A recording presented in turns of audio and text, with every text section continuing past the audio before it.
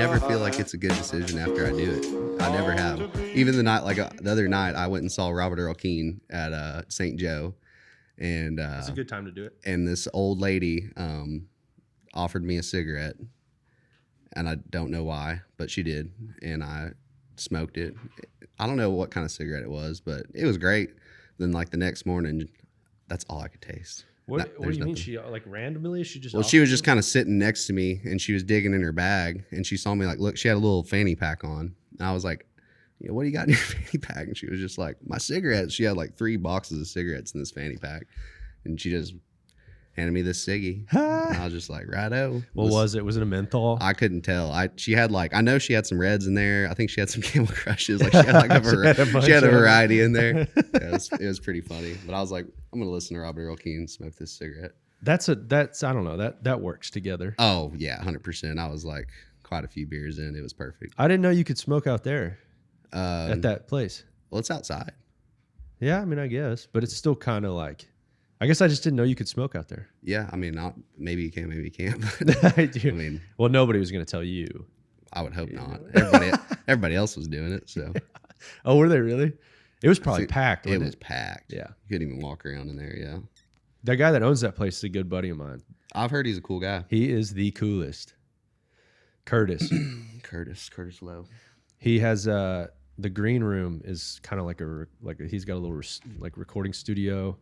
And then he's got a golf simulator in there too. No shit. And that whole deal, he owns it with his wife, and that was meant to just be like a retirement thing for them to just chill. Really? And then during COVID, it ended up turned into a whole thing. Yeah. Well, because none of the big venues in town were doing it. Yeah. Could do it, and they were like, "Come on out here." That's the first time I've ever been. I loved it. Yeah, because they had Robert Earl there like one time a couple years ago, and then the doors blew wide open. Yeah, he was cool. Jason Eady opened for him. That was good too. Yeah, you know all of them. Oh yeah.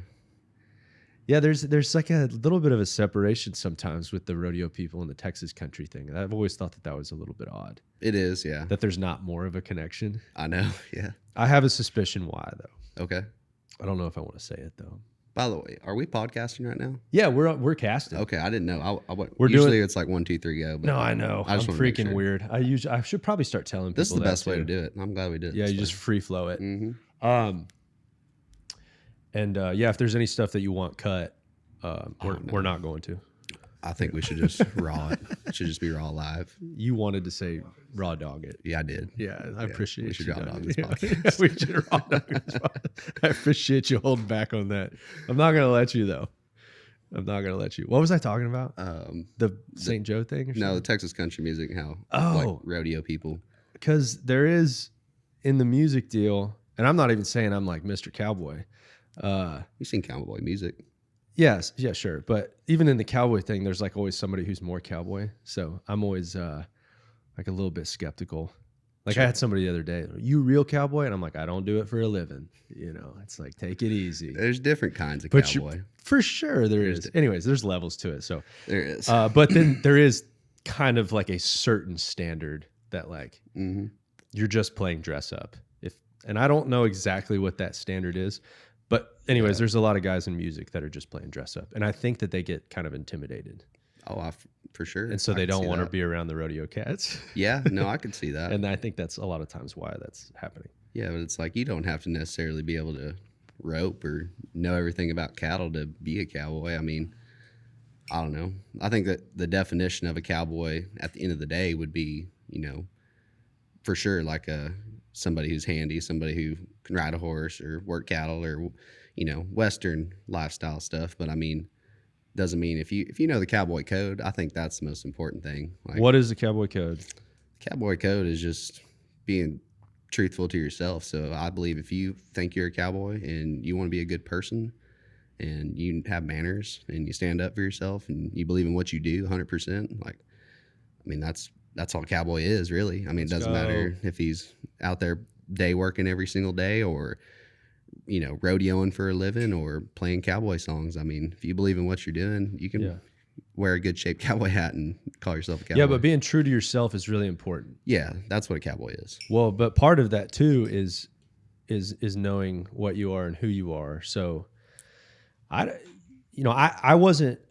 from Decatur, so I was around like obviously a ton of like super cowboy people. Oh yeah, this is kind of one of the capitals, really. Yeah, and so, but I didn't grow up doing it, and my family didn't do it. Okay. Family doesn't come from ranching; they don't come from rodeo, not so. It was all self-taught for me. And then I got into it by way of shoeing horses, and so Right. my brother-in-law was a horseshoer, taught me. So I learned it all that way. I kind of learned it the hard way. I had to teach myself a lot. So I dealt with a lot of I don't know what you would call it. I mean, kind of douchebags. It's like easy for somebody to say, if you were raised doing something and all you've had a rope in your hand since you could freaking walk, and you were on horseback since before you could walk, it's easy for you to kind of look down on some people that might not be as good as you or as handy as you. Oh, yeah, that's intimidating.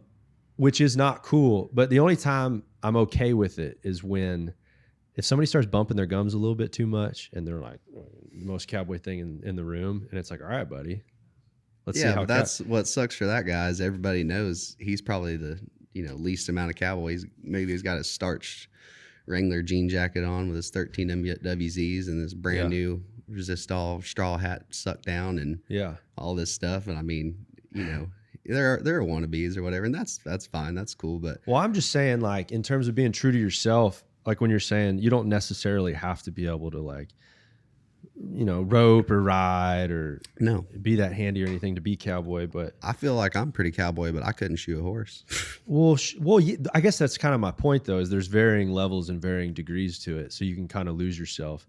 But I think like within like being a true cowboy, there's an element of it that is, there's a lot of pride, but I think there's an element of being humble. Like when you think that you're like hot stuff and you're the best, that to me is not freaking very cowboy. No, nobody likes that. Exactly. No. And so whether or not you're a poser or the real thing. Well, and I'm not saying that you can't, if you win a gold buckle, if I win a gold buckle this year, I'm going to wear it. But you look at Trevor Brazil, whenever you see him in Decatur, he's not wearing one of his 20-something odd gold buckles. I'm so scared I'm going to say the wrong amount of gold buckles. That's how many he has. Is it 26 or so have 7? I think it's 26, but he wears, custom made buckle with his brand on it. And like if that, and if you walked up to Trevor Brazil and shook his hand, you know what I mean? That you would obviously probably assume who he is. But if you had no idea, if you didn't know rodeo, you'd just be talking to a clean cut cowboy that, he would never boast about himself at all. And like, that's the ultimate cowboy. Yeah, I would agree with you. Yeah. There's some sort of standard though. Like I don't know if you can't just play dress up. No. There's got to be something. Something, yeah. A background. I mean, yeah, but like I said, I think if you really believe in what you're doing and you just who wouldn't want to be a cowboy? It's awesome. Cowboys are the coolest people in the world, and like I'll boast about that. I mean, they are. There's a lot of it though that's romanticized. That's not very cool. Sure, yeah, maybe to the outside world, and things are changing. And I just mean like it sucks to do. You hear certain songs that romanticize some of it. Yeah. It's like, oh yeah, I don't want to fix fence. Right. Screw that. Yeah, or fix that old truck. Yeah, I'm out. That's not fun. No, but it's the coolest job I've ever had. Yeah. For sure. Yeah, I mean, shoeing is like, it's given me such a sense of pride, and like I needed it pretty bad in my life in terms of just not making excuses and just being tough. And yeah, it'll make you tough. So that all was great, but how long have you been shoeing horses? Quite a while now, probably about 10 years. Wow. Yeah, I started like at the end of high school, but it was just like a summer job. I mean, I could barely. I'm pretty sure my brother-in-law taught me how to put like a halter on a horse. Right. If you told me to go catch that thing, I'd be like, I'm not so sure. I don't know. That's one thing. Shooting horses, that's an intimidating factor, especially if you're married to a barrel racer. So you probably have all the ins and outs. But boy, I'd be pretty nerve-wracked to shoe any horse that costs more than my pickup truck. The irony of you saying that. You'd be scared. It's like, I don't want to get on them. I say that. I do kind of want to get on. I'll do step A to Z, but shooting them has never been a thing. I could trim one maybe if I had to trim one. I wouldn't mess them up, but tacking a shoe on, I'm out. I always meant to learn, and maybe I still will, but I don't know how. It's probably a good thing to learn, but yeah, I don't know. It's kind of it's a cool trade, but it's pulling off. That's for sure. Yeah, can't we all? They can usually do it 1 week after too. Yeah, I was about to say they do it for themselves. Yeah, it teaches you a lot about life, just toughing stuff out. But I mean, you've clearly lower back strength. You rodeoed all through high school, didn't you? Yeah, no, I've been rodeoing since I was probably youth rodeoing since I was 5, probably. I've got pictures, same deal as always, like in my diapers and my flat felt hat, riding a pony around when I was, I don't know. I mean, I couldn't have been older than 3, and grew up that way. My dad always had goats turned out, and I always had a kid rope chasing goats around. So it was started pretty young for me, and I started I'm listening. doing the calf riding thing. What did you do with your drink? Oh my goodness. Are you getting parched over there? Oh my gosh.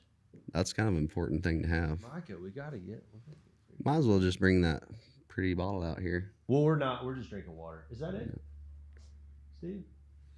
Sorry. Pretty bottle of water. I just like to, my go-to is to ask questions and then just start looking for my drink right when somebody's answering. No, you're good. No, but there you go. Heck yeah. Thank you. Wet your whistle. There we go. Yeah, just from the get-go, just rode calves, did that deal, started riding steers, had the PBR turned on every night, wanted to be a bull rider, and that was during the time that JB was young and in his prime, and Silvano and all those cool guys. So I was like totally into the PBR thing. And my dad rode bareback horses for about 15 years, and never quite made the NFR, but was always relevant. He traveled with Pete Hawkins and guys like that, and John Brockway, and so I basically was always around like really cool old school bareback riders, and that were really good, and that mentality was always there. You know what I mean? Just the mentality of a bareback rider from the time I was little and bucking things around. And Pete Hawkins, actually, it's one of the coolest things I have. It's like a little bitty mini Barstow bareback rigging, branded. It was for my first birthday, I believe. It's branded 2000. I'm born in 99. And it's signed by Pete Hawkins, and that was like my first birthday gift, actually, from my uncle Pete. Was a little junior Barstow rigging. I've still got it in my dad's house, and so I always kind of had it in the back of my mind. Always loved watching the bareback riding. Obviously, whenever I was coming around, like the whole pony thing wasn't really a thing. Like I would go. We had horses, and I would go put a saddle blanket in that rigging on them, and like that little junior riggins had some head underneath it. Yeah. I used to go pull it down on rope horses and just lope them around and spur the shit out of them and stuff like that, And my dad started team roping a little bit, and so I always had a rope in my hand, so I started team roping when I was like 6-7 years old. Was always horseback. We had not a bunch of cows, but we raised like 30-40 head of Corriente cows, and so getting a cowboy and go to the team ropings with my dad, and I had an old half solid black, half Mustang horse called Lightning, and he had a roach mane and a pretty decently long tail. He wasn't too ugly, but he couldn't put a bit in his mouth. Rode him around with a hackamore. Sometimes he'd run smooth off, one of those. Like that's a good one to have. Taught me how to be a cowboy for sure. And so just grew up kicking him around, and got to be about 12 or 13. All my friends were roping calves, and so that was like something I just wanted to do because my friends did. And I actually started to throw away the team ropes when I started roping calves. Really loved roping calves, and did that for, pursued that hard all the way through high school. And then I didn't know that. Yeah, that's like that was turning into my main deal, was roping calves. And then when I was 15 years old, I was like always relevant in the all around races, but like a couple times I'd win reserve, and was just like really wanted to be the all around guy. So I was like, what event can I add? And the bronc riding just never appealed to me, and the bull riding dream got hung up. Like I turned into just a full time event guy. I got tired of getting slammed on my head and stuff. So pulled my dad's stuff out and said I wanted to start getting on some bareback horses. So I think it would have been, I was close to 16, but about 15, and I started getting on like some little weak jump kickers, and probably got on 5 or 6 head the year I was 15. And then when I was 16 is when I kind of like flipped the switch and was like, all right, I'm going to start entering the high school rodeos. And did you quit calf roping at that point? Nope. That's the team roping was what kind of faded. So I did all 3 all the way through college, but the team roping turned into like, I used to practice every day. And this helped when my dad roped pretty, consecutively for, I don't know, up until I have 2 siblings, and when we all started rodeo, full time dad work. He owns a Triple W metal buildings, puts up metal buildings. So if he was, usually whenever he got home, I would have horses saddled in the steers pen, and when he got home from running around at jobs, we would rope steers. And then whenever my sister started tying goats and barrel racing and pole bending. And my little brother Cade started to pick up a rope and ride my old calf horse. It was like so much going on. He had to kind of just turn into a rodeo coach. Yeah, no kidding. He ain't And got no time. so props to him. Yeah. And what's your dad's name? Kirby. Triple, what's it? Triple W Metal Buildings. Triple W Metal Buildings. Yep. Yes, sir. And out of Azle, Weatherford, Texas, technically. Yeah. Triple W Metal Buildings. Stands for Weatherford Welding Works. That's what it. So he started building pipe fence whenever he was like getting out of college, and so he rodeoed and built pipe fence and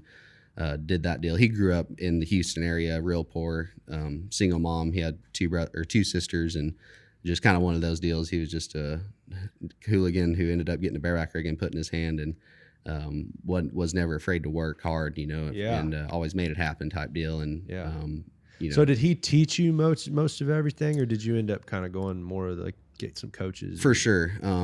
He's definitely my number one like role model and mentor. But when I started to take the calf roping seriously, we went down and saw Joe Beaver in Huntsville when he had his place in Huntsville. And I went to my first Joe B roping school. I was probably 13. And we went down there for 3 days, and I really fell in love with it there. I fell in love with like the grind of it. We freaking strung and tied so many calves ropes, so many calves out of the chute. Like he had a barrel with a saddle. We would rope breakaway until our arms fell off. And and it was just, I was around a bunch of kids that wanted to do it. And that really I gained some good friends down there that were the same age as me. And then from then on, it was like, all right, like I want to make the finals in the calf roping. And so like, that was it. I was like, whatever I got to do to rope every day and pursue this is what I'm going to do. So going into high school, I actually convinced my parents to homeschool me because I'd kind of given up on sports. Like I've always been like an athlete, but never, like I always knew I was just a cowboy. Like, I love playing football and baseball and all that stuff, but I just wanted to rope every day. And by the time I got home from school, if I had to go to practice, I couldn't even ride my horses. And then if I didn't have to go to practice, it would be about dark by the time I got home, and we didn't have arena lights at the time. So I just felt like I was kind of, pissing it away a little bit, and I didn't like that. So I was like, whatever I got to do to be at home, like I'll do my schoolwork or whatever, but I could have more time to ride my horses and work on my horsemanship and rope every day, rope the dummy. And good friend of mine, Chance Webster, who lived in Brock, he's a year or two older than me, so he got his driver's license, and we were just on the same page on the grind. And so my dad, did a damn good job making sure we always had calves to rope, and sometimes they'd be, we'd let them get real big for sure before we ever got new ones. They're so expensive, which they still are. But we would just rope all day long, like as much as we could. I'd do school from like 9 to noon. When I was done, I'd clean stalls and do whatever barn work I had to do. And then the rest of the afternoon, it was about, flanking a time from the post, roping the dummy 100 times and exercising horses and riding young ones. I was taking in some horses. And back then you could actually, I had a couple of horses that only cost like maybe $4,000 that were just awesome practice horses. Like that time is past, what I mean? Kidding. That's what scares me about the future of my kids wanting to rodeo is how much these dang horses cost. Wow. Yeah. But, much less if you have a daughter. Yeah. Especially that. So, good luck. So like I'd do whatever it took to have like 1 or 2 horses I could just rope on a bunch every day. And then like one good horse that I'd take to the rodeos, and then like whoever would send me an outside horse, like even if it meant like something young, I just had to, I was like, whatever I can do to get reps in. Very cool. So we did that, and that was the deal. And then once the bareback riding hit, and I did start to get successful and winning the all around deals at all the high school rodeos, and you get to be about 16, 17 years old, and it's that testosterone starts to flow through you, and you get a driver's license. You're like, I want to rope calves and team rope and ride barebacks, and I just want to do it all. Like I looked up to guys like Ty Murray and obviously Trevor Brazil, and Phil Line is the only one I could date back that ever did like rope calves and then did a rough stock event. He rode bulls, and he did damn near all the events, but he was real, he made the NFR in the bull riding and the calf rope. And so I was like, then it turned into like, I want to be a calf roper and a bareback rider, and I can always team rope when I'm older. And that's whenever it kind of took off for me. And the bareback riding there was just no feeling like it. So it slowly molded me into like, this is all I want to do. Yeah. What do you think about some of the kids that maybe didn't, they maybe got a lot better horses from an early age?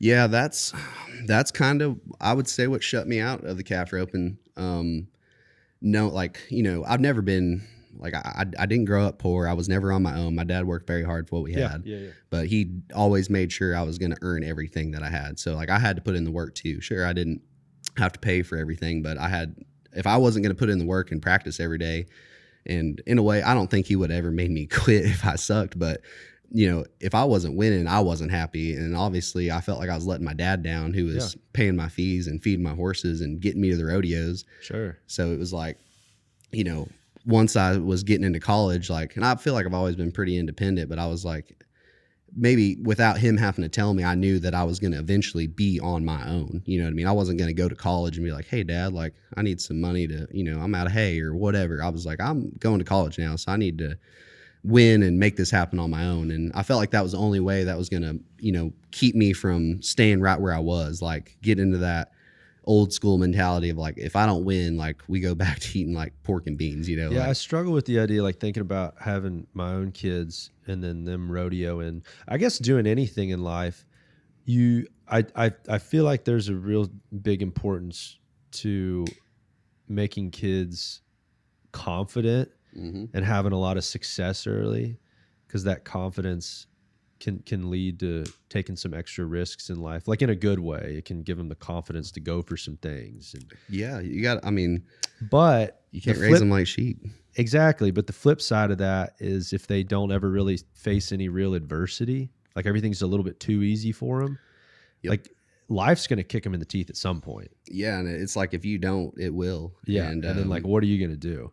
Yeah, exactly. And so it's a slippery slope. Exactly. It's a huge slippery slope, but you hear about all these great champions, whatever sport they did, and they talk about their background, and it's like very few of them were like, which there are some, but like very few are like, no, I grew up, we were oil field rich, and I just had everything I could ever imagine or want, and and now I'm here. It's like that. Most of them are miserable. That does happen, but most of them have this background story of like, my dad kicked my ass, it was just like life was tough growing up, and now they're mental, they're calloused, like they went through all that, and then they had to make it happen themselves, before they got to be like 18 years old. And like, I mean, how many greats can you count that have all had such a hard path? And like, so that's where I say, for me, where I give my dad props, it's like, I was never going to go a day without, eating or having what I needed. But it was like, if I wasn't willing to put in the work, which I can't ever remember a time where I just sat in the dirt and was like, I don't think I want to do this. But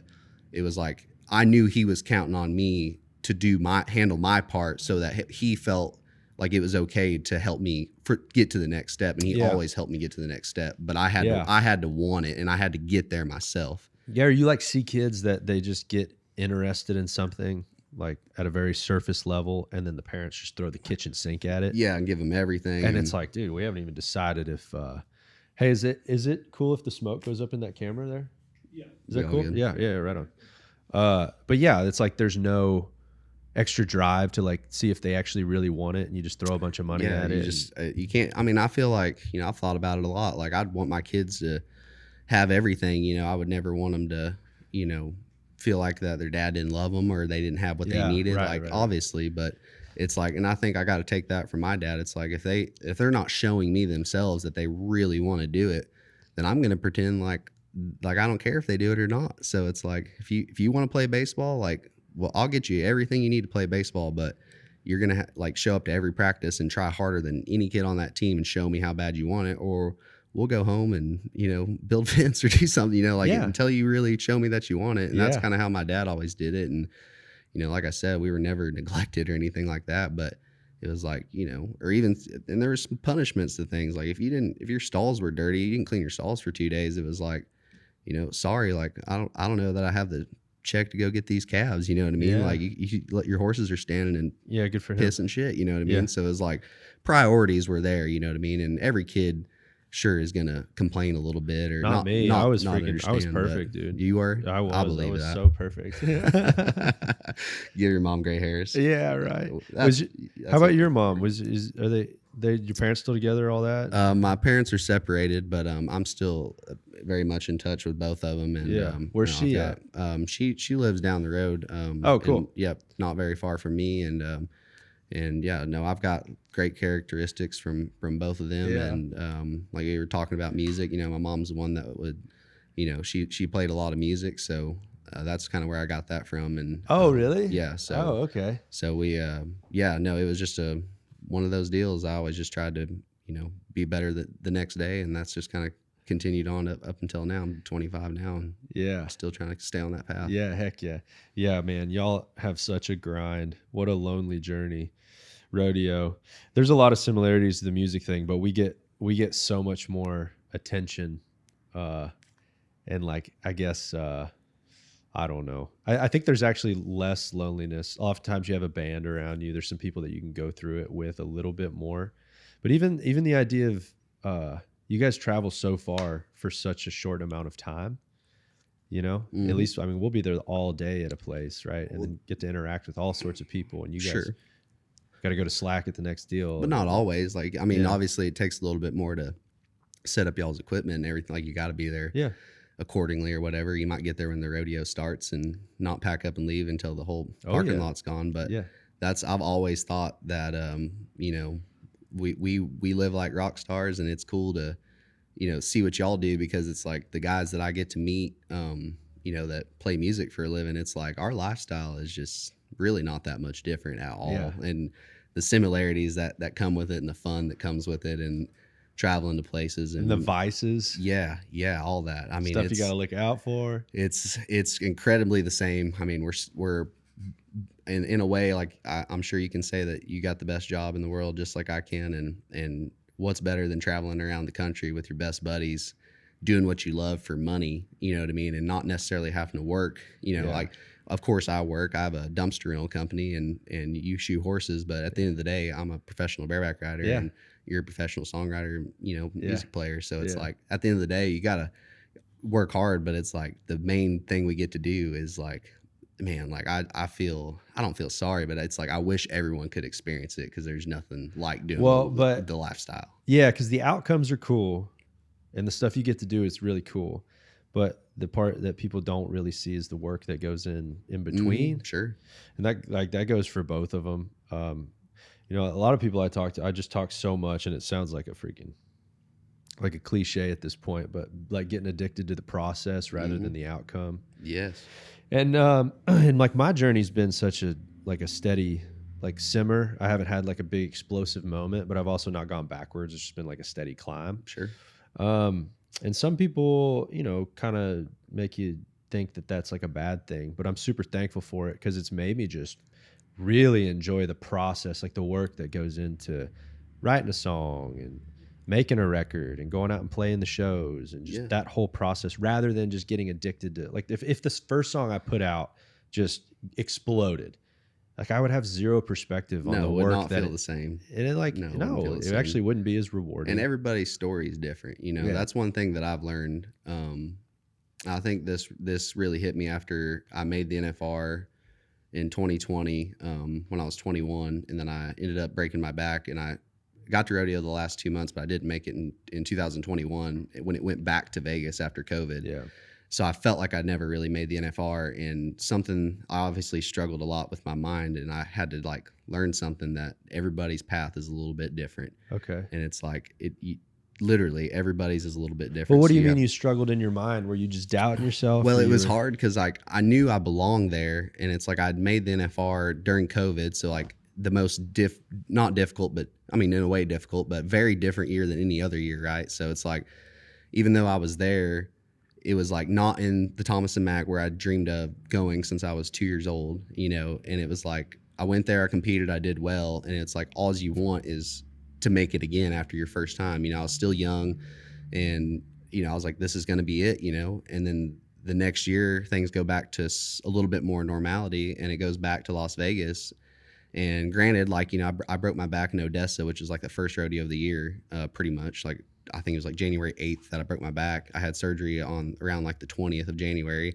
I had a spinal fusion on my T12 and L1, and was expected to sit out 8 months for sure. Was that one wreck, or was that like a cumulative thing? No, it was it was one wreck. I had a horse. It was actually, it's funny because I've been smashed and people are like, oh my God, he's dead. But this horse actually just kind of like the way she dropped her butt and she went to smash me leaving there. The gate was coming open. My shoulders were really far back and she just hit me right on top of like my neck and my shoulders and compressed my spine. Oh yeah, real hard. And so So like is that considered like a compression fracture? it would be. And then what was major or more made it more major was there's a ligament, but there's a couple ligaments, but there's a ligament right behind your spine. And I actually tore that ligament.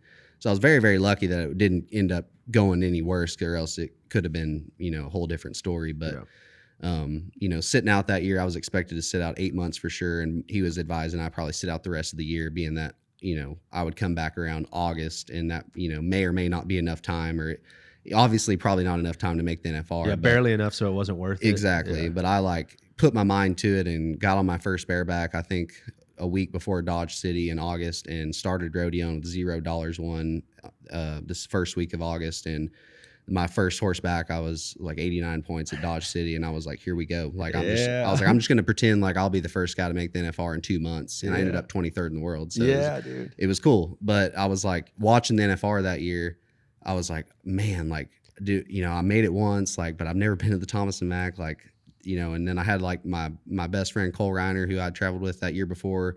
He easily made it again. Jess Pope, like all these guys that are the same age as me. So I was like, man, like, do I really belong there? Like, I know I broke my back, obviously, but just like, how hard is it going to be to make it after making it once and not making it again? And I was like, everybody's story is a little bit differently. Like, you have to look at that. And like Trevor Brazile has a really good speech about never doing very well at like the high school things. Like he was like, I never made the short round at nationals. I never won a national title. Like I was, I never did this and that, and it was like the MJ story. And these kids think that if they don't, if they're not a state champion or they don't win nationals, it's all over. It's like, oh man, like I suck, like why, how am I even going to make it in pro rodeo? And it's like, Trevor's a perfect example. He's like, I never did very good at any of those deals, but then it was my, the story that happened with me after that is where I started to find my own and dial it in, and everything happens for a reason.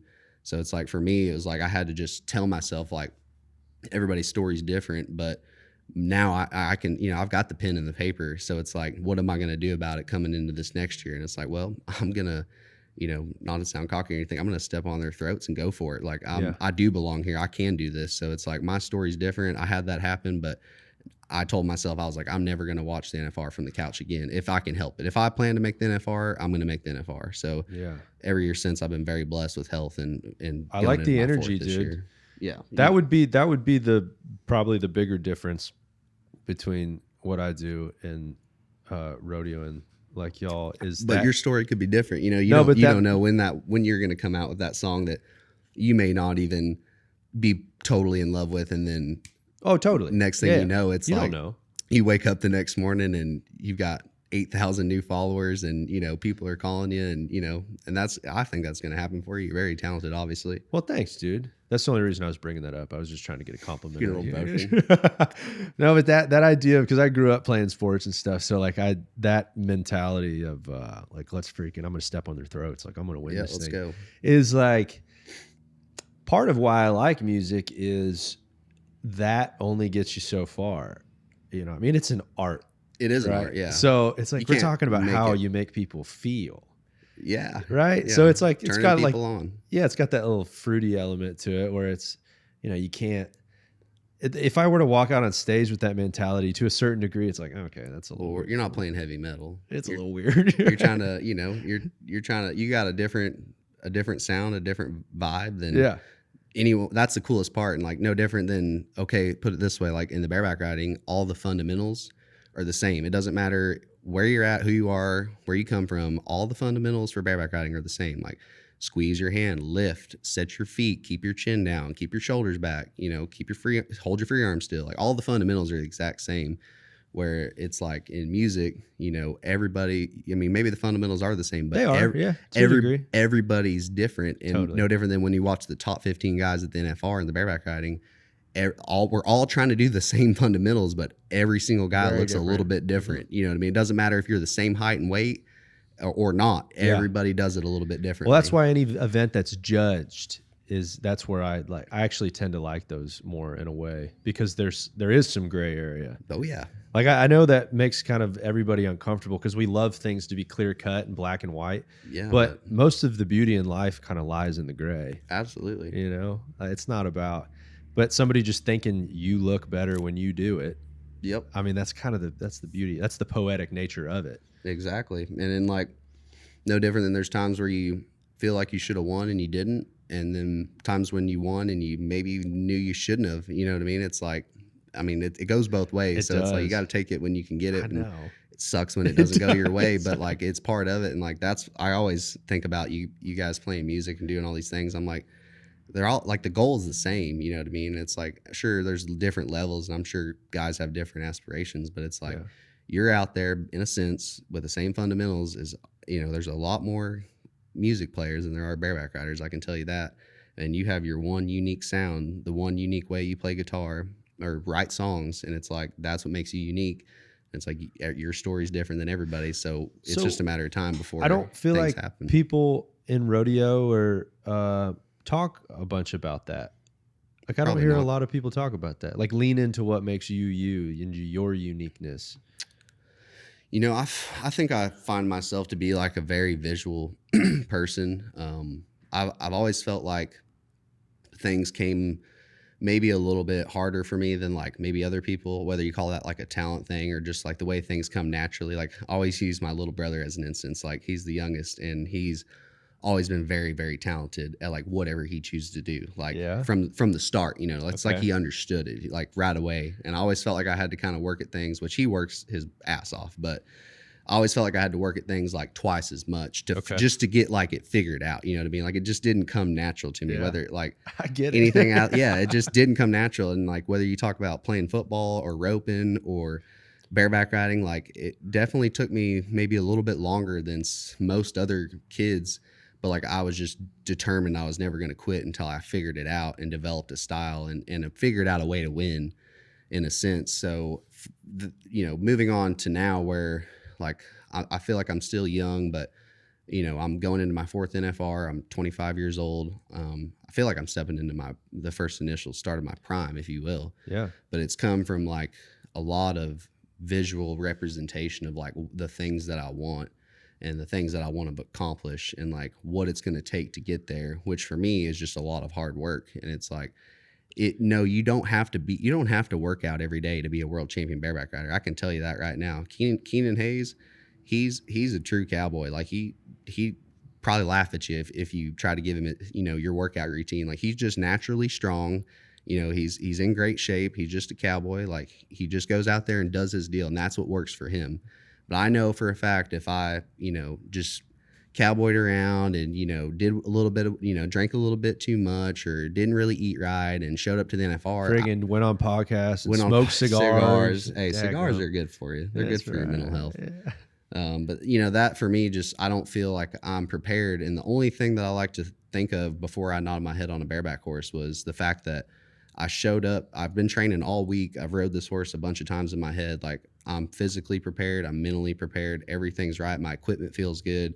I've done all the works. Now it's like when I'm cracking my hand around, I can shut my brain off and just let my body do what it knows how to do and hopefully have fun and not overthink it. Because you can't anything to me. It's like when you get to that point, you got to just learn to just shut it off a little bit, right? Like all overthink things, you know, do too much, strain on my body, ride that horse a million times in my head, and then get there. And I'm not thinking about what he's going to do or if he's going to do backflips or if he's going to go left. Like, I mean, it's like now it's time for me. I know I'm prepared and I'm here to win. So like, let's shut the brain off. Be in the moment. And just yes, now I can be a cowboy. Now I can just be a, you know, bareback rider and not think about it as much. Well, so is that a mental state that you had to train yourself? For sure. Because I used to, you know, I wasn't sure what was enough. You know, am I working out enough? Am I doing things right? You know, am I in a sense living right? Like, do I deserve to win? Like, that's always the thing I hear people, you know, when they ask you in interviews after you won, and, you know, people are kind of like real excited and kind of dumbfounded. And they're like, oh my gosh, you know, I can't believe it. And I've never wanted to be that way. I've never wanted to have that starstruck moment. And like, sure, it's a grand moment winning first anywhere. It doesn't matter where. When you win first, it's a good feeling. That's what you went there to do. But it's like, to me, and like I said, I'm not a cocky guy, or I don't think I'm better than anybody. But when I win, it's like the first thing I want to say was I expected to win. Like all the things you just said, I expected, because I know for a fact everything I was doing all week long to prepare for this moment was spot on. And I got here, I had the goal in mind. I've had the goal in mind.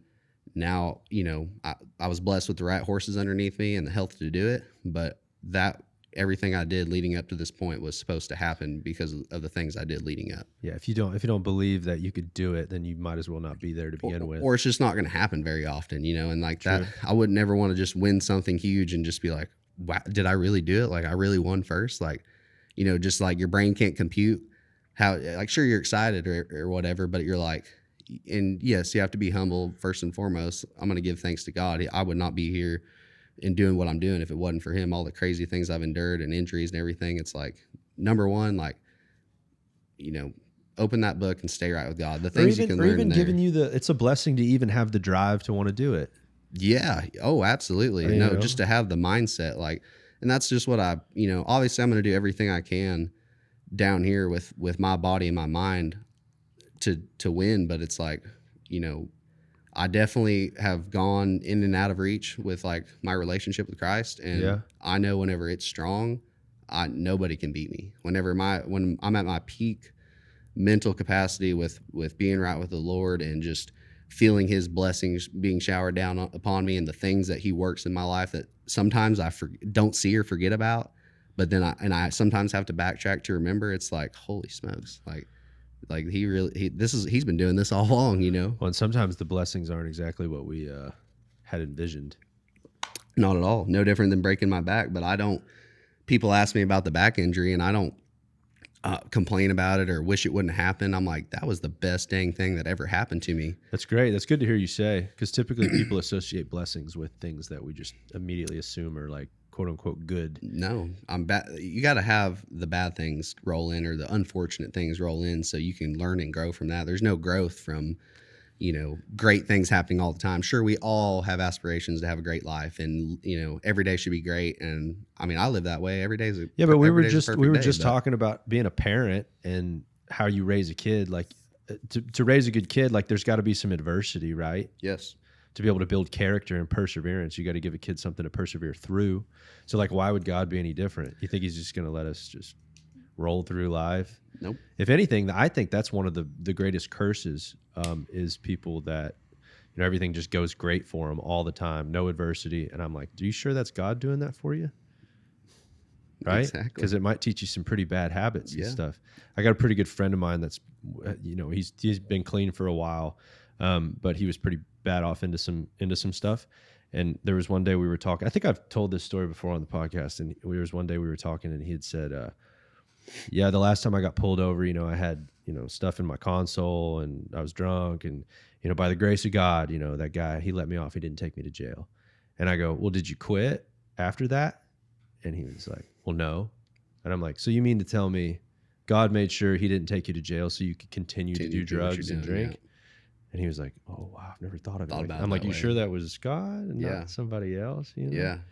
Because like that discipline and, it's just like if he truly is your father or whatever, not to get too religious, but if he really is your father, like, he's probably going to smack you around a little bit. For sure. No. I'm not that this is a bad topic, but I can derail a little bit when I'm talking about it and get real heated. I'm, like I said, at the end of the day, I'm a cowboy, and maybe people look at me smoking this cigar right now and they're like, oh, I was saying not to be too religious. I don't want to weird you out. I was just saying sometimes I get a little bit. I will go into if you want to go into it, I will go into the freaking deepest, darkest places and talk about religion. It's fun. I just hope, which I know I'm not a hypocrite. Obviously, I'm just, like I said, just a cowboy, just like good things in life. But two guys can smoke a cigar and have a conversation about, God, and it's not a big deal. Yeah, I think it'll be okay. The person that people get here, or if they're around me or whatever they see, it's the real thing. Yeah, and I think that's all you can be. I mean, there's no faking it in this industry. Yeah, like my church I go to a little local church here, and they're not getting something different when I go there. Exactly. Like it is what it is. Yeah, we're just people trying to figure it out. So had you been I guess, I mean, I'd imagine just geographically you were raised in like a Christian home. Yeah. Sort of. Yeah. No, I was. I feel like I've had to.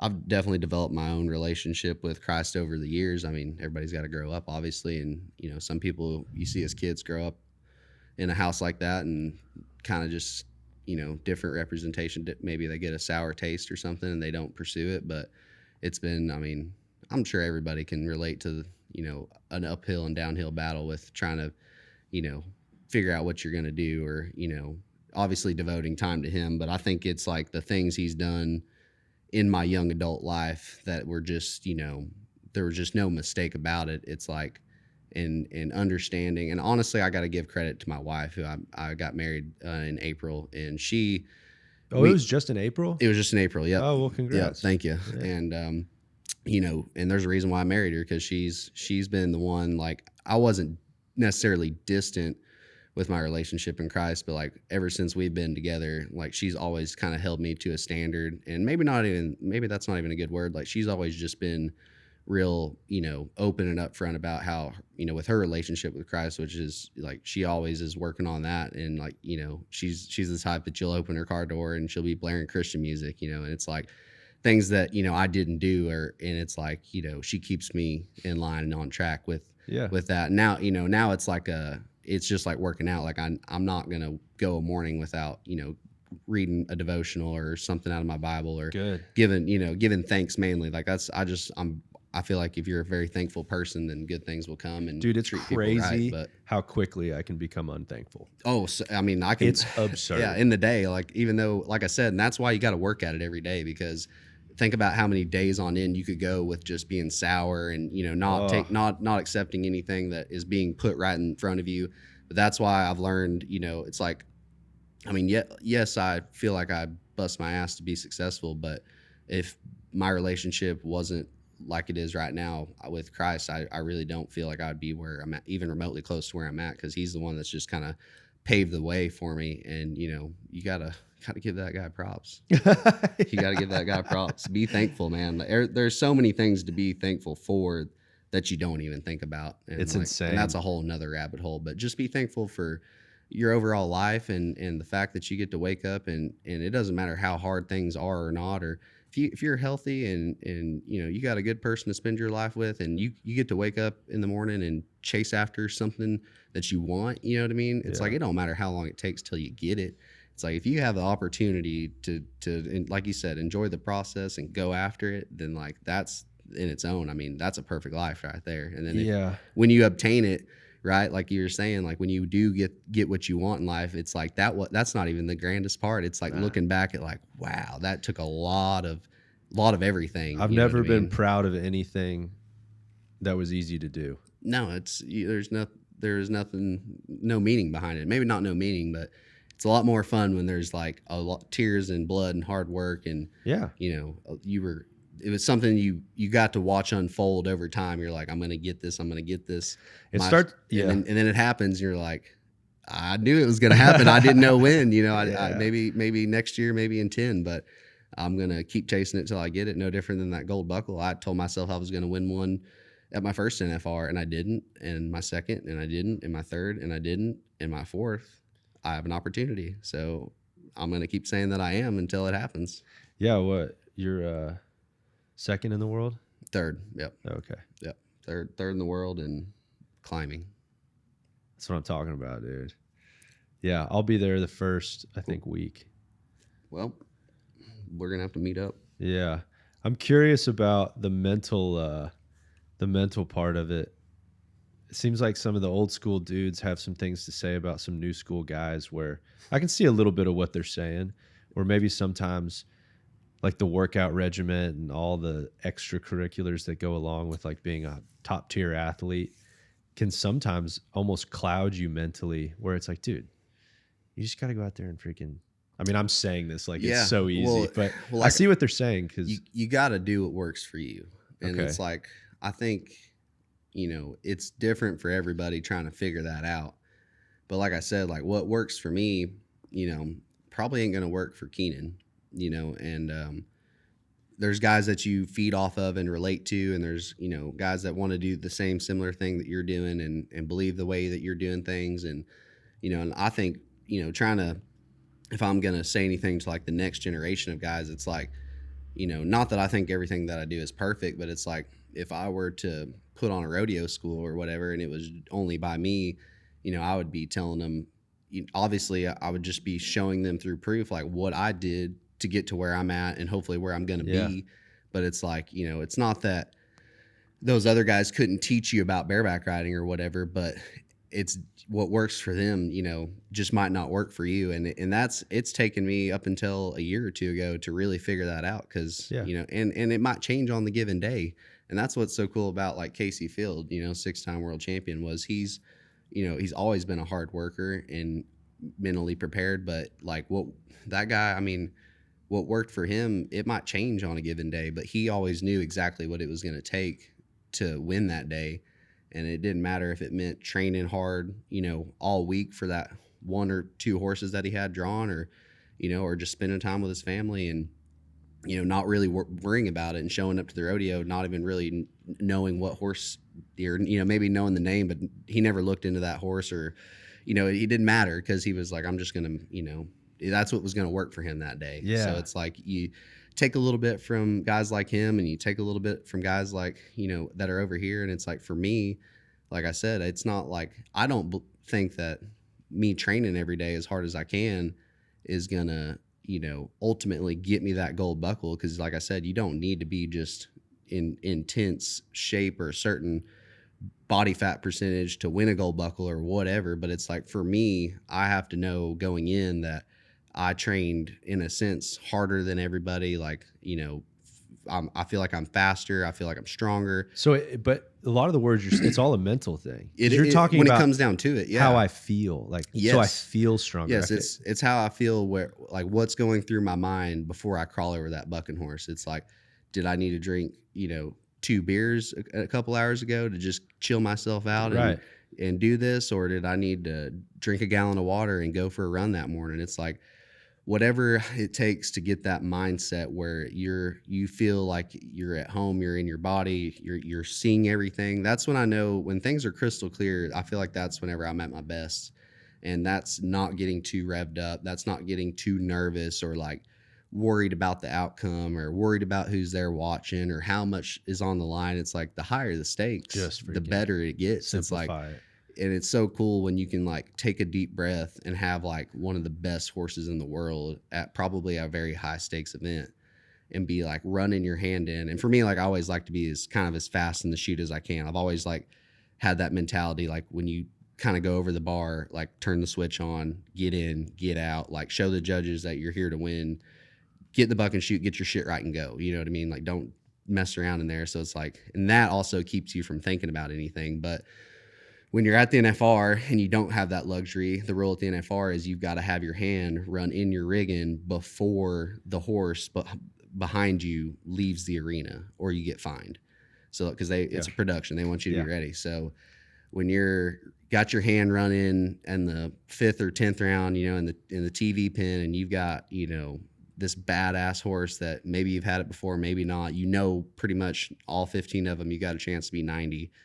And you got your hand cracked around and you're kind of looking out there in the yellow chutes and the yellow arena, and you're waiting. All you're doing is waiting for that horse to leave the arena, and you take like one big deep breath and you can kind of take it all in and like just relax just for a second and just like understand like mentally where you're at and what you're about to do. It's like the coolest feeling in the world, because you're not just tapping your leg on the side of the buck and shoot, just like, come on, is she out? Like, can I go?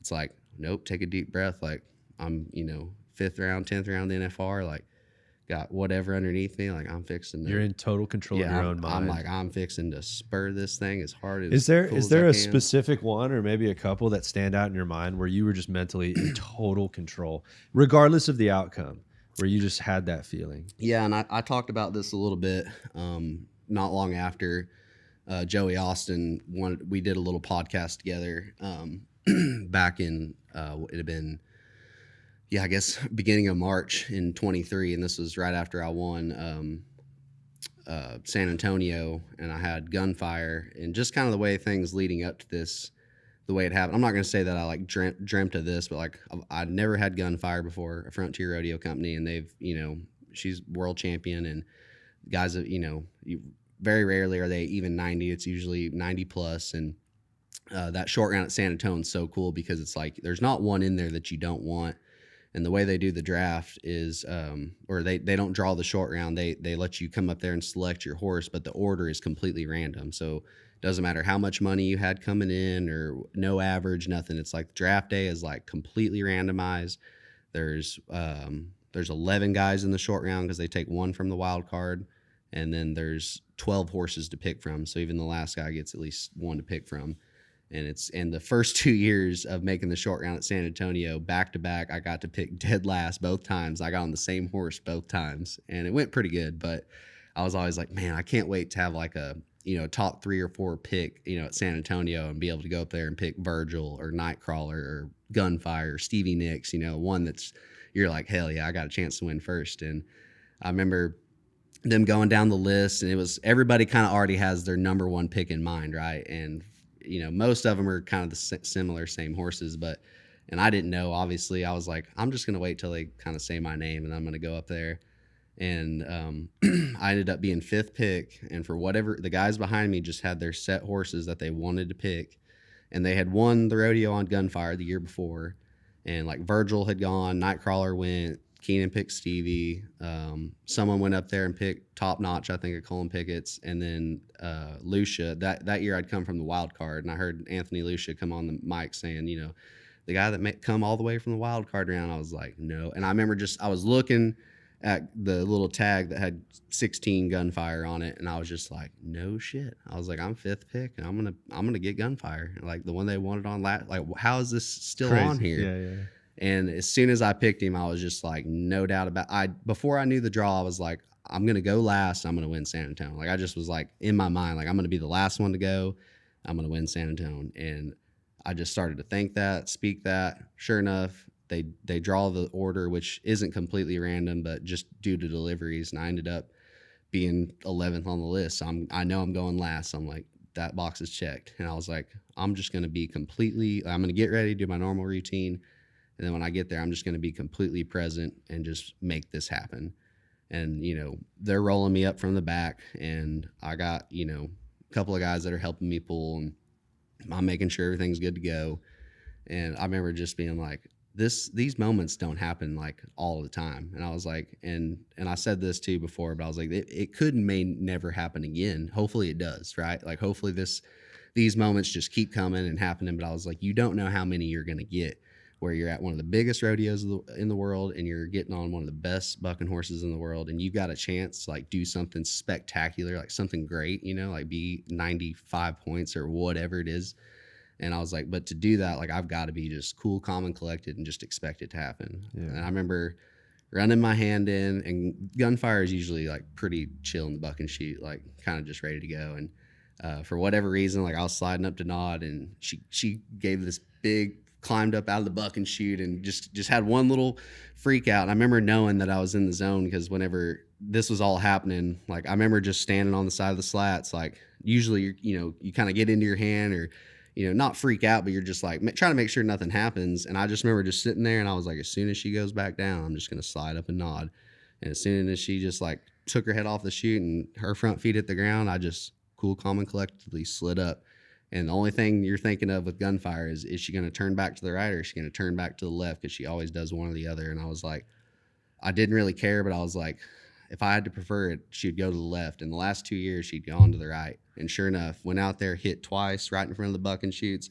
And I just felt her getting her right or left lead and just come around to the left. And I was like, I'm going to own her right here. And I remember just being clear through the ride after the whistle, making sure I spurred 2 jumps after. And I was just like, no doubt in my mind, I was like, I just won San Antonio, And it was like, hell yeah, everything from nothing happened fast. Like I can replay every instance. And I was like, that's how I need to be from here on out. You don't need to be slapping yourself in the face and, just getting just motorized up and, trying to turn your testosterone levels, real high. Just get, some guys seem like they got to get in such a, zone to like do it, like almost like you're going into a fist fight. And It's like, sure, it's a tough physical event, but like if you're just breathing and doing what you've been doing, Interesting. it's like it gets so much slower and easier, and because your mind is, it's there. It's not like I'm gonna bear down as hard as I can and lift as hard as I can and just try to go fast, and you get off and you're like,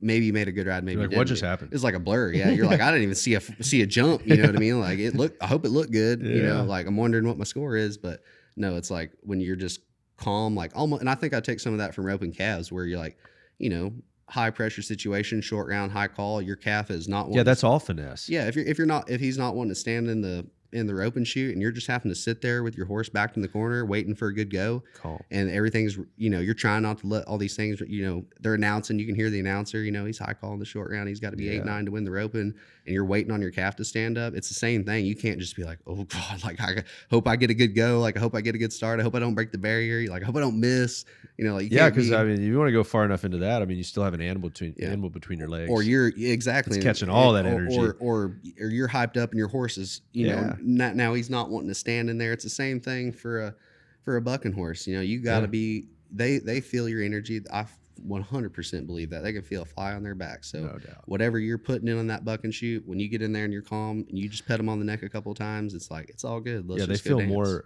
from your body than you even know about your own body. You can tell the difference between someone who has a little bit of horsemanship in the bronc riding or bareback riding events versus some that don't, and it's like it definitely feeds into those horses for sure. Yeah, not to get too I don't know, there was like a point in time where the horsemanship stuff started, like from like the Pirellis and like kind of that whole world of stuff where it started, like people would kind of dog it because it was a little bit like, I don't even know how to describe it. Like groundwork was a big thing. And then, you got like a lot of the schools that came out of it where it's like, got to use this certain type of little halter and all that kind of goofy stuff. Yeah. But there's a lot to be said about those things, just being able to read your energy and just like how you freaking present yourself to them, and like how they can I just firmly believe they can read all of it. Yes. Every last bit of it. And you can tell that from, and I even though, like I said, I'm not a huge sports guy. I mean, I watch sports, but I'm not like, religious about it or anything. But like obviously watching like all the greats, like whether it be Michael Jordan or Kobe Bryant or Tom Brady, any of those guys, like the dogs. Mm-hmm. It's like when you're watching them perform or compete, it's like they all carry similar things. You know what I mean? It's like their mannerisms, the way they speak, the way they look confident and fluent out there. They're not trying to make nothing happen. They're just playing their game. You know what I mean? And they look cool, calm, and collected. Do you ever feel like sometimes when you're not cool, calm, and collected? Okay, I feel like this at times. Well, when I'm not cool, calm, and collected, I have to kind of fake it to a certain degree to try to get because you're not always going to mentally be in that spot. Sure. There's sometimes that it's just not clicking. Yeah, or tougher to get to for sure. Tougher to get to. Yeah. And so there's like little things where if I can just go through the motions enough to get into repetition. That. Yeah, right? Like, and force myself to be calm, cool, and collected. Because I've had times where people would be like, man, you just look like you're just freaking, you don't care about anything. It's just effortless. And I'm like, dude, I was freaking out on the inside. You know what I mean? Yeah. And like you're kind of having to fake it to a certain degree to try to get yourself there. And the outcome might have ended up being good. But I guess that comes from repetition where you've been there enough. Exactly. Or just the simple fact of telling, whether you got to say it out loud or I'm big on saying things out loud. But like, obviously if you're about to sit on stage in front of 5,000 people or something, and it's easy. Like, hey, dude, I'm freaking out in front of 50. Okay. Hey, you're going to be selling out arenas for too long. It's like no different, than being in the 10th round of the NFR and having the world champion bucking horse. It's like, there's a lot going on. Like all the eyes are on you. And it's like, that you've been playing your songs all week, and that you've been practicing all week, and I've been working out all week and riding my spur board, and it's like now, and like your heart's beating. If your heart ain't beating, then you probably shouldn't be doing it, right? Like you can't walk in there like, oh, this shit's easy. Like I just don't buy it. No, if your heart ain't beating a little bit, then you're like a psychopath. Yeah, then that's just, you can't tell me that even the greats, Mike Tyson, any of those guys, like going into a fight, like especially being betted on to win or expecting to win, like putting the pressure on the Casey Fields or the whoever, like it's like like it does happen to all of us. Like everybody gets a little bit, anxious or nervous or excited, like excited is a better word for me. If I'm ever like a little bit, up there, I'm like, boy, I'm excited to be here. Like, I'm just excited to be here. And then when you sit down or when you crack your hand around in your rigging or grab your guitar pick, it's like deep breath. Dude, that's a big one. Deep breath. There's a practical side to it where it's big, deep breath. I mean, freaking breathing. Oxygen to the brain. Yeah. Let the blood flow. And now it's like, now I'm going to put on the best show, whether it's for 5 people or 5,000 people, or whether it's a $2,000 added rodeo or a $50,000 added rodeo. It's like, they all get the same treatment. I'm going to do my job every time. It's like, this is what I came here to do.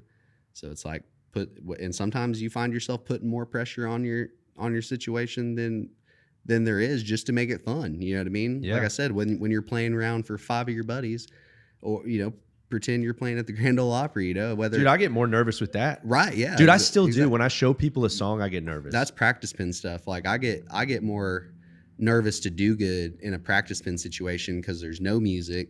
There's only usually just like usually the buddies you're getting on with and like the pickup men, and it's like you can literally hear everything. Like if you're blowing air out, they can hear it. When you're setting your feet, they can hear it. It's so different than a rodeo. And it's like the pressure to do good and make things look right. There's no judges watching. You can't just like be going down the wall and knowing they're not probably watching your left leg and, not do as much with it or whatever. It's like, no, practice pin. Like I need to ace this thing. And you right got now. to, man, you got to like raise the stakes. You got to somehow put yourself in that high pressure situation. Yeah. This is the 10th round of the NFR. Yeah. Like this is a sold out arena. Do y'all ever gamble in the practice pen?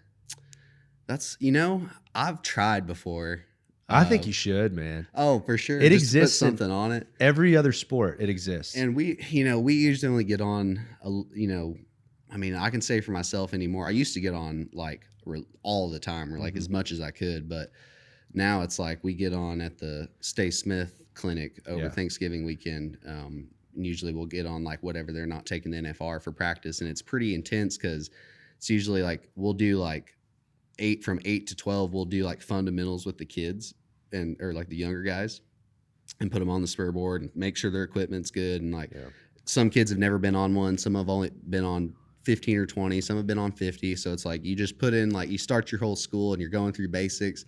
And then around lunch, we break for lunch and we start to get ready to get on. And then like all those kids get on top of the bucking chutes to watch all the NFR guys get on. So it's like, not only do you have all your buddies watching, you're practicing for the NFR, and now you got like, 14 to 18-year-olds that are like got their phones out, like they're ready to. And I remember being the same kid, like I was like ready to watch, Richie Champion or Tilden Hooper, one of those guys, tee off on one because I didn't know how to do that yet, So it was like, oh man, I'm gonna watch this, and then it fires those kids up to get on after. And then when we start rolling in like the younger horses and stuff, isn't it weird to think that like some of those guys that you looked up to were thinking the same thing? Same thing, yeah. Like they were kind of they were a little nervous, Isn't that weird to think about? It is, because when you're on the other end of that, you would never think Tilden was like gave a shit what you thought, right? Yeah, but like deep down, he did. Deep down, yeah. It's like it's there. You may never look like it's gonna phase you at all, and like in reality, it shouldn't. You should look cool, calm, and collected. But it's like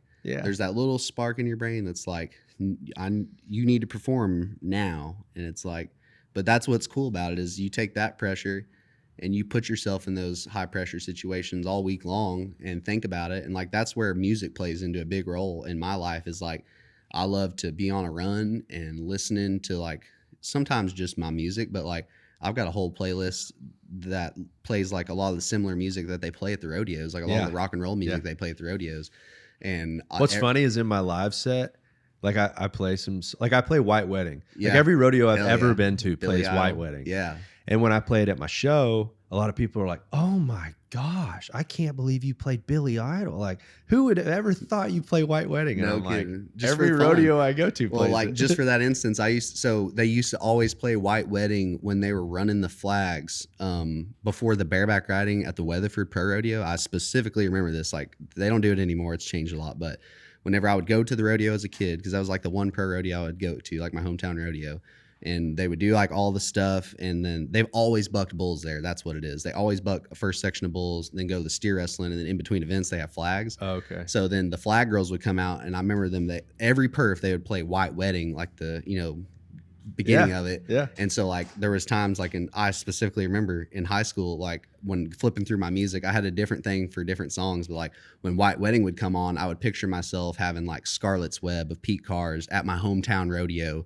And they're running, and I'm first, and they're playing, White Wedding, running the flags, and I'm crawling in the buck and shoot to get on Scarlet's Web to, at my hometown. Like I would just think about different scenarios constantly, and I still do that. Love like it. And especially when I'm running. When I'm working out, it's different. You kind of got to like lock into something else. But when you're running and your oxygen's flowing, you got lots of blood flow, and it's like you're playing that music in your head and you're picturing those, and some of those things like maybe not to the T have happened, but like just constant, like my heart will start beating faster. I'll look at my watch and I'm like, I'm in the zone right now. Like I'm literally putting myself on Virgil. But your 10th mind's round. already been my there. mind's there. And then when I show up there, I'm like, dude, I've literally dreamt this moment, thought about this moment, talked about this moment. It's like, this is so cool. Now I've got to take it in, right? Because it's like I would hate to waste it by being so damn nervous, whether I did good or not. When it's over, I just don't remember the ride, because that happens to a lot of us. Like a lot of guys say they just don't remember any jumps. Like, dude, I don't. Okay, so my worst, the amount of times that I've looked out like my van window at a venue, I've been sitting out there since sound check, when I look out there and I'm just like, Lord, please let there be humans here. please let them show up. Please let some humans be here. And then I look out that window and it's just dead. Oh, and then I gotta imagine. I gotta wait for like the merch guy to come open the van door and look at me like I'm like a battered little kid that's been abused. And he's like, it's not looking good. I'm like, don't, because you don't have to. Don't even have have to to do do it. that. But then you have to put your mind in that scenario. I know, but here's the thing. It's like those shows where I'm like, gosh dang. I mean, I still go out there and freaking do my thing and we have a great time. But even if there's one person that is like, turns into the biggest. I love it. Like I'm still gonna do my thing. But even some of the shows where we just don't sound good and I'm like not doing very good, I'm just not in, like, I don't know. I just know I'm just not in it or something. I don't know. Like I'm just not doing that good. Yeah, not everybody can be in the zone. But I remember like every moment of that, right? But then there'll be ones where I'm like, I'm not that worried about it. And then I show up and it's like we sold it out and I'm like, holy cow. And it's freaking incredible. It was amazing. Yep. And such a cool crowd and we sounded good. Yep. And it was a blur. That's the flow state. And that pisses me off. I'm like, why do I have to remember the ones that were a nightmare and then the other ones that are great? I don't. So maybe I need to do a better job of that. I don't know, but that sounds really cool the way you're describing that you're able to like really take it in. I struggle with that because when it's going good, I'm like, I go into like a let's freaking do this. Yeah. It's a flow state that's not easy to find and comes and goes so often. It's like, but that flow state, that triad state where everything is just fluently going your way, whether it's, selling out shows or you're just consecutively drawing good. And it's like you're going through the same routine every time, but you're just kicking ass and winning constantly. It's like winning's easy. Losing's hard. Winning is so easy. Yeah. But it's the losing that's tough. And it's like, you got to learn to let go of that and try to find that flow state again where everything's in rhythm. Everything sounds good. Everything feels good. It's like you're just in a constant state of happiness and I'm here to win. And especially when you're in the depth of the, for us, the summer, whenever it's like you're getting on one every day in a different state, usually, 4th of July rodeo. And it's like, you can't really, that's when things go out the window. Like, yeah, you've been training, but like, I can't get my cold plunge today. I can't stretch today. Like we barely got any sleep. Now we got to get on this airplane. We got to go. Like I'm stove up. I'm stiff, like dehydrate, whatever, all these problems. Yeah, injured. Like, I mean, but when you're in that flow state and like you do all that, but now you've transitioned your mind to like, well, at the end of the day, I'm just a bareback rider. Like I'm just a cowboy. Like I wear this cowboy hat. I'm tough as nails. I'm a bareback rider. That's who I am. That's, look at these guys that have been, doing this way before the horses were as good as they are, way before the equipment was as good as it is. And they were just cowboys, you know what I mean? So it's like, now I'm going to show up. I can call myself an athlete, do all these things, but now it's like, get in that state of mind of like, I'm going to rear back and bareback. Like this is like, I'm just getting on, like I'm sore as shit, we're tired, we're going, but it's like, best job in the world. Trying to enjoy it more. I've been talking. There's a big calf roper that I was talking to recently, and he was we were just talking about the idea of keeping the love for it, mm-hmm. and some of the noise, and then just the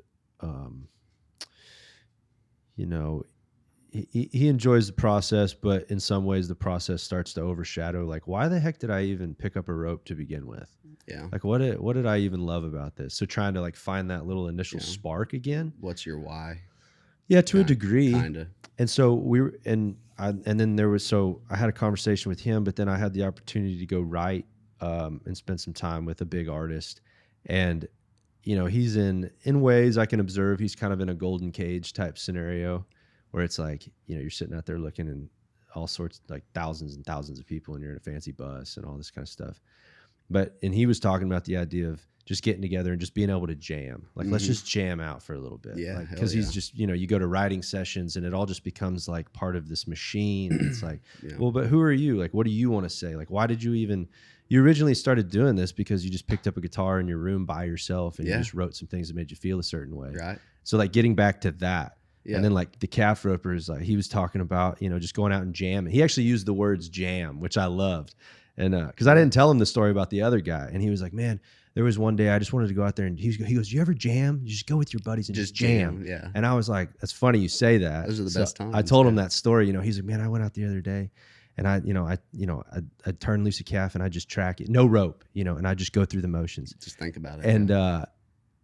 And so it was just interesting, the similarities between the two of those. Yeah, it's so similar. It's like getting back to basics. Like, why do you do it? Yes. And it kind of clears your mind a little bit. Yeah, and it may be just having a beer with, you know, some old bareback riders that are retired, and when you see the fire in their eye, you know, come back, like with it, just by sitting there having a conversation about your year or whatever, it's like, man, like this, you know, getting back to those real basic finer moments in life where you're like, I'm so lucky to do this. Like, and I'm so lucky to know that, like, even though time's ticking and days are going by, it's like, I'm right here. Like, I know what I'm doing. I know, you know, things are going to not always be this way. Hopefully, obviously the goal is to never, you know, always be pursuing a better life, a better quality of life, a positive life. But it's like, I won't ride bareback horses forever. You know what I mean? So it's like, if you learn now to take in, me too. I don't want to do it whenever I'm, you know, I give props to Will Lowe. Like he's, oh my gosh, he's still slamming barebacks. And he's 40 years old and he's tougher than I've ever thought about being. But,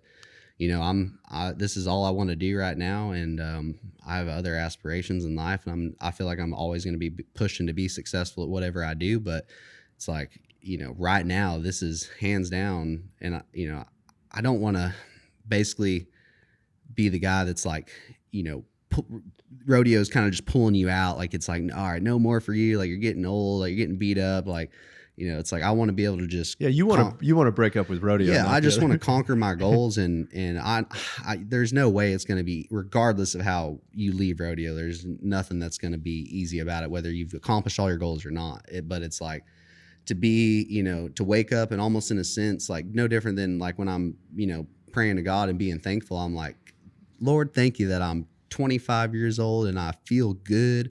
And I'm doing exactly what I want to be doing in life. And, you know, I don't know what the future holds, but today I get to train.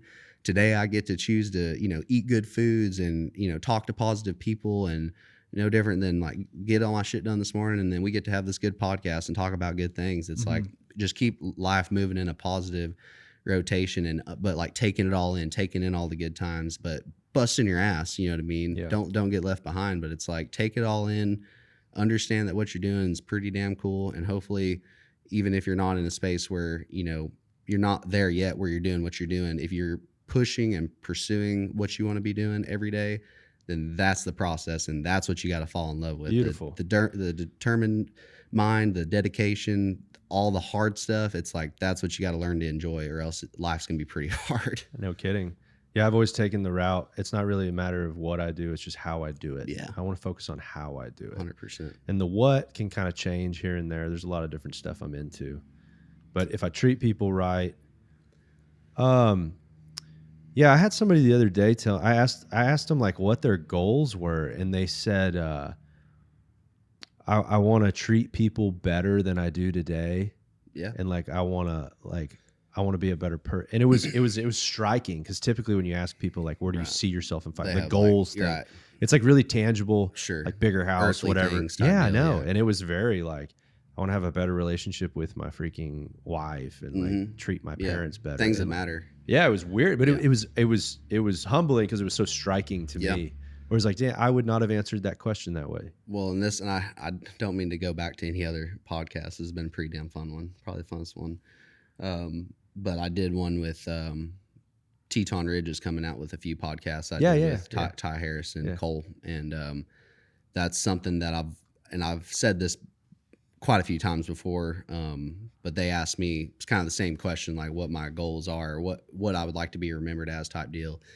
Of course I want to be a world champion. Of course I want to make the NFR X amount of times and do all these things. Like, of course I got it written down, like I'm going to do it. But at the very end of the day, this comes from one of my biggest role models that I've actually never had the pleasure of meeting. And, but that would be Casey's dad, Louis Field, who passed away from cancer back in 2016, I believe. But, growing up, always knowing who he was and obviously learning so much more about him as I got to be close friends with like guys like Casey and Tilden that were around him a lot, and some older bareback riders.